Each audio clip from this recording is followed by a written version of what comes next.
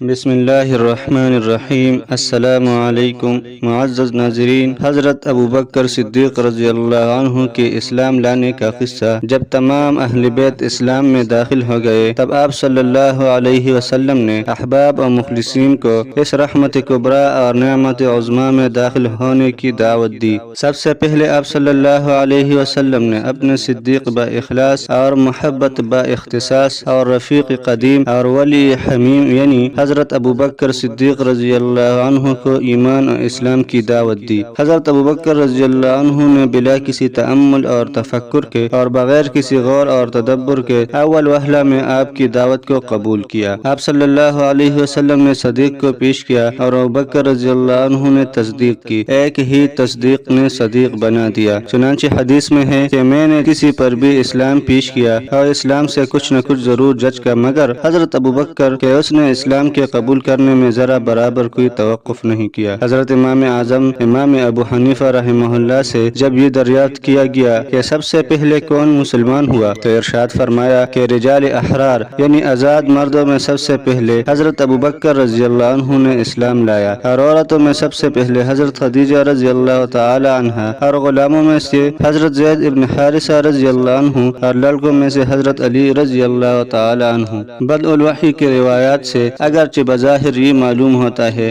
کہ حضرت علی رضی اللہ عنہ پہلے اسلام لائے، مگر ان کا یہ تقدم موجب فضیلت اور برتری نہیں، اس لیے کہ حضرت خدیجہ رضی اللہ تعالی عنہا تو آپ صلی اللہ علیہ وسلم کی بیوی تھی اور آپ صلی اللہ علیہ وسلم کی تابع تھی، اور حضرت علی رضی اللہ عنہ صغیر السن تھے اور آپ صلی اللہ علیہ وسلم کی آغوش تربیت میں تھے۔ گھر کی عورتوں اور بچوں میں یہ طاقت اور مجال نہیں ہوتی کہ وہ بڑوں کی رائے کو دفع کر سکے، بخلاف ابو بکر رضی اللہ عنہ کے کہ وہ مستقل اور آزاد تھے، کسی کے تابع اور زیر اثر نہ تھے۔ ان کا بلا کسی تردد اور بلا کسی دباؤ اور بلا کسی کے تبعیت کے اسلام قبول کرنا موجب صد فضیلت ہے۔ خلاصہ کلام یہ کہ حضرت ابو بکر رضی اللہ عنہ ایسے شخص تھے کہ جو آزاد اور مستقل تھے اور صاحب شوکت اور مرتبت تھے۔ وہ اول وہلہ میں اسلام لائے اور ابتدا ہی سے دعوت اسلام میں ان حضرت صلی اللہ علیہ وسلم کے دست و بازو بنے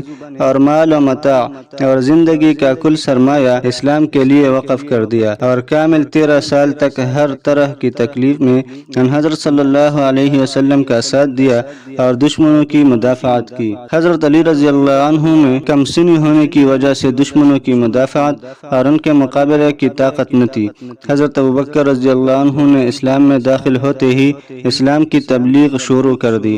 آپ رضی اللہ عنہ کے احباب و مخلصین میں سے جو آپ رضی اللہ عنہ کے پاس آتا یا آپ رضی اللہ عنہ جس کے پاس جاتے اس کو اسلام کی دعوت دیتے۔ چنانچہ آپ رضی اللہ عنہ کے رفقا اور مصاحبین میں سے آپ رضی اللہ عنہ کی تبلیغ سے ہی حضرات اسلام میں داخل ہوئے۔ عثمان ابن عفان، زبیر ابن عوام، عبد الرحمن ابن عوف، طلحہ ابن عبید اللہ، سعد ابن ابی وقاص، یہ اعیان قریش اور شرفاء خاندان آپ رضی اللہ عنہ کے ہاتھ پر اسلام۔ حضرت ابوبکر رضی اللہ عنہ ان سب کو لے کر رسول اللہ صلی اللہ علیہ وسلم کی خدمت میں حاضر ہوئے۔ سب نے اسلام قبول کیا اور آپ صلی اللہ علیہ وسلم کے ہمراہ نماز پڑھی۔ بعد ازاں حضرات بھی مشرف با اسلام ہوئے۔ بعد ازاں بہت سے حضرات آپ رضی اللہ عنہ کے ہاتھ مشرف با اسلام ہوئے۔ جب نماز کا وقت آتا تو آپ صلی اللہ علیہ وسلم کسی گھاٹی یا درہ میں جا کر پوشیدہ نماز پڑھتے۔ ایک مرتبہ کا واقعہ ہے کہ آپ صلی اللہ علیہ وسلم اور حضرت علی رضی اللہ عنہ کسی درہ میں نماز پڑھ رہے تھے کہ یکایک ابو طالب اس طرف آ نکلے۔ حضرت علی رضی اللہ عنہ نے اس وقت تک اپنے اسلام کو اپنے ماں باپ اور اعمال اور دیگر اقارب پر ظاہر نہیں ہونے دیا تھا۔ ابو طالب نے حضرت صلی اللہ علیہ وسلم سے مخاطب ہو کر دریافت کیا کہ اے بھتیجے، یہ کیا دین ہے اور یہ کیسی عبادت ہے؟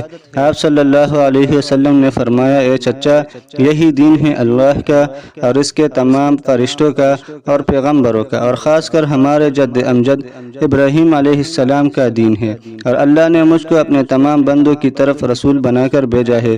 سب سے زیادہ آپ میری نصیحت کے مستحق ہے کہ آپ کو خیر اور ہدایت کی طرف بلاؤ، اور آپ کو چاہیے کہ سب سے پہلے اس ہدایت اور دین برحق کو قبول کرے اور اس بارے میں میرے معین اور مددگار ثابت ہو۔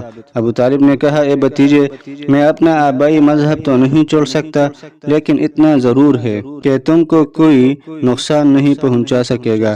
بعد ازاں حضرت علی رضی اللہ عنہ کی طرف مخاطب ہو کر کہا، اے بیٹے، یہ کیا دین ہے جس کو تم نے اختیار کیا ہے؟ حضرت علی رضی اللہ عنہ نے کہا کہ باپ، میں ایمان لایا ہوں اللہ پر اور اس کے رسول پر، اور جو کچھ وہ من جانب اللہ لے کر آئے اس کی تصدیق کی، اور ان کے ساتھ اللہ کی عبادت اور بندگی کرتا ہوں اور ان کا پیروکار ہوں۔ حضرت ابو طالب نے کہا، بہتر ہے، تم کو بھلائی اور خیر ہی کی طرف بلایا ہے، ان کا ساتھ نہ چھوڑنا۔